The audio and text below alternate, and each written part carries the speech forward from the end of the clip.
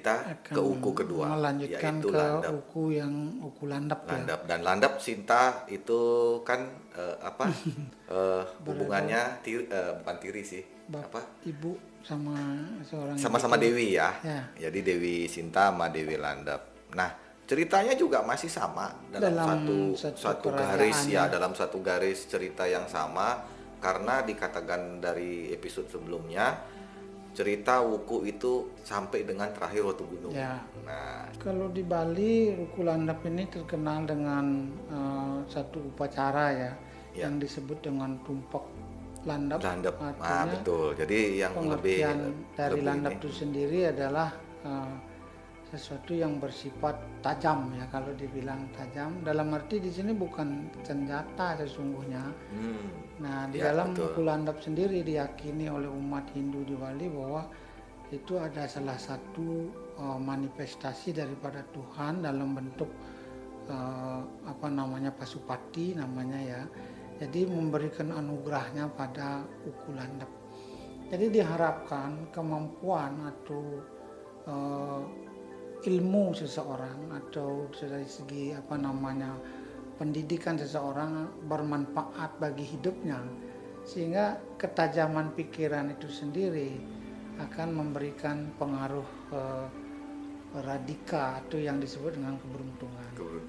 Ya, jadi di sana di dalam uku landap biasanya kalau kita bicarakan mengenai orang-orang yang berada di bawah naungan uku landap mulai dari hari Minggu sampai dengan hari Sabtunya, biasanya orang-orang ini akan memiliki kecerdasan yang lebih ya ketimbang yang di uku lain, dan ketetapan pikiran yang luar biasa.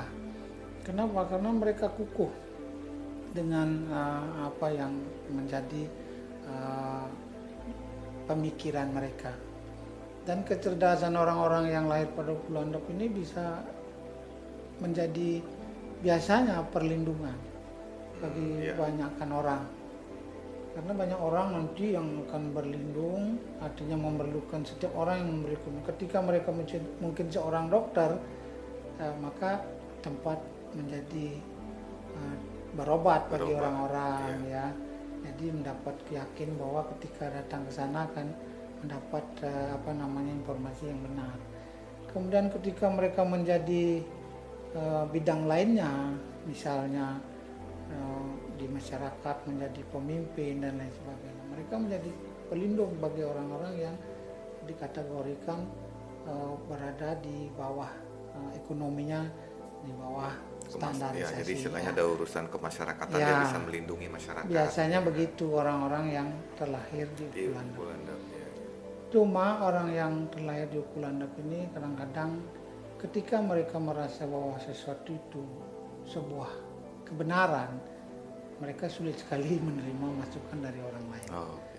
Jadi biasanya begitu orang yang terlahir di uku landap. Tapi hampir mirip seperti Sinta juga ya, berarti Kak. Tapi dari segi antara 11-12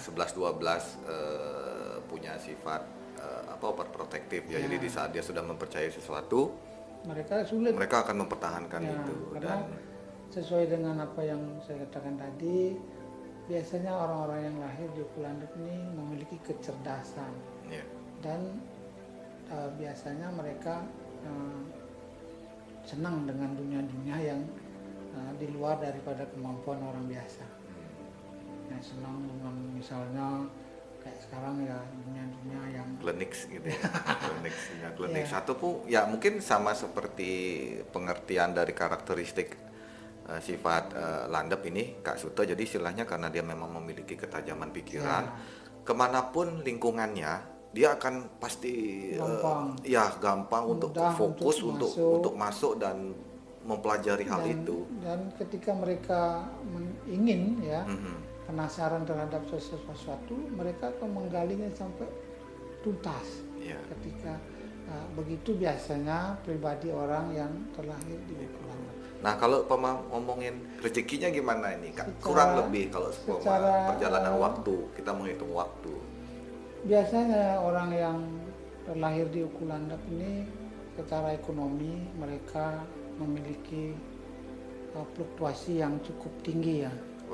Ketika yang memang betul-betul memiliki keberuntungan baik, mereka akan di atas sekali. Di atas sekali. Iya, tapi ketika mereka memiliki keberuntungan yang kurang bagus, mereka jauh di bawah. Akan jauh di bawah. Ya, fluktuasinya tinggi kalau orang yang berada di bulan. Ini tergantung dari seperti yang saya katakan, tergantung dari wawaran dan paduasa. Ya, kita jangan ke sana karena itu merupakan rahasia kita. Jadi para pendengar Aksara Satu nanti bisa berinteraksi dengan kita karena perhitungannya akan banyak. Cuma kadang-kadang kan orang berpikir ketika kita membahasakan itu, apakah semuanya akan menjadi seperti itu? Tidak. Karena semuanya kembali tidak bisa dibahasakan dari satu sisi atau dari satu sudut pandang. Mereka memiliki, kalau di Bali memiliki banyak sekali sudut pandangnya. Seperti tadi, wawaran itu dari 1 sampai 10, kemudian padewasan itu dari 1 sampai 15, 1 sampai 15 ya. Karena pengeluang penanggal itu dari 1 sampai 14, 1 sampai 14. Yang ke-15-nya adalah purnama dan tilam itu sendiri. Ya. Tapi karena begini juga Kak Suto, saya pernah mencoba untuk memahami hal yang sudah dibuat oleh pendahulu kita seperti Ide Sang Prabu Ajisaka ini mencoba untuk membuat hari-harinya, karena kita kemana, pergi ke timur kah, cocok, pergi ke selatan dan sebagainya. Jadi karena kita percaya hari ini adalah kita ke timur, kita memberikan efek positif kita berjalan ke timur. Jadi benar-benar kita positif ke timur. Jadi semua yang akan kita alami ke timur itu benar-benar kita jalannya baik lah gitu. Jadi ketemu apa yang kita inginkan, apa yang kita cari, waktunya, timingnya pas gitu. Karena kita sudah di positive thinking kan atau dikasih memori positif. Seperti yang saya informasikan, setiap hari ketika kita mempercayai sebuah wariga di Bali, seperti yang saya tadi katakan, kalau ini baru satu dasar yang saya sampaikan bahwa saya punya satu dasar yaitu namanya Wariga Catursari. Jadi dari Wariga Catursari ini membahasakan seperti itu. Jadi bukan karena saya seperti pribadi sakti bisa meramal bisa meramal orang, tidak ya. Ini dasarnya adalah kita berbahasa sesuai dengan apa yang kita baca. Sebetulnya ada satu kata yang menyebutkan lebih baik kita belajar wariga daripada belajar tentang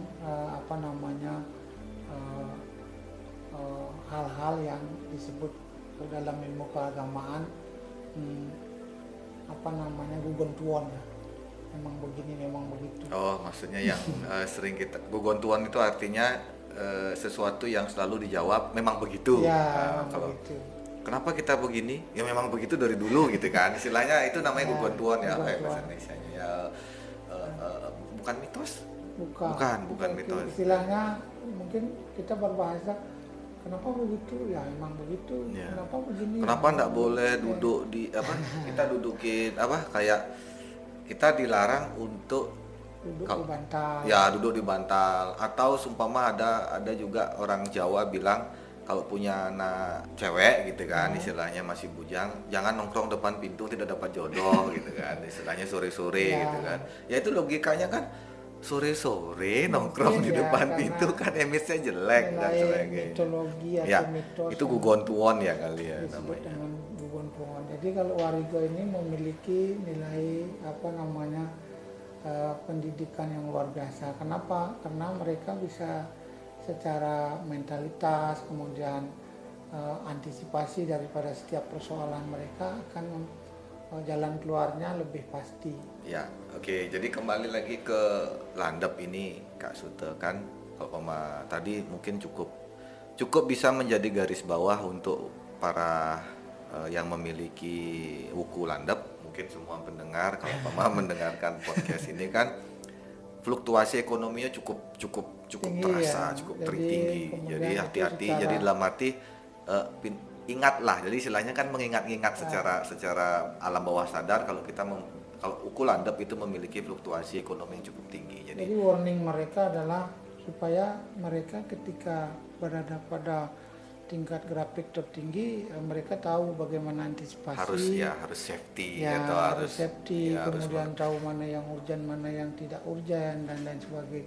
Sehingga harapan daripada antisipasi itu. Nah, berarti secara ekonomi seperti ini berarti ada dong Kak. Nanti saya menyinggung tentang kesehatan nih, karena berhubungan di saat ekonominya tinggi akhirnya diantem dengan kesehatan yang ini jadi jatuh. Nah, kira-kira kesehatan ini gimana? Apa yang berhubungan cukup menjadi orang yang lahir pada uku landap ini adalah orang yang tidak sabaran, ya. Jadi secara otomatis mereka bermasalah kalau dalam ilmu kesehatan. Ketika mereka tidak bisa mengatur emosi dengan baik, artinya mereka akan masalah. Tapi di secara ya mungkin punya tekanan darah tinggi, mungkin punya jantung dan lain sebagainya. Ini karena mereka ini adalah orang yang memang tipikalnya tidak sabaran.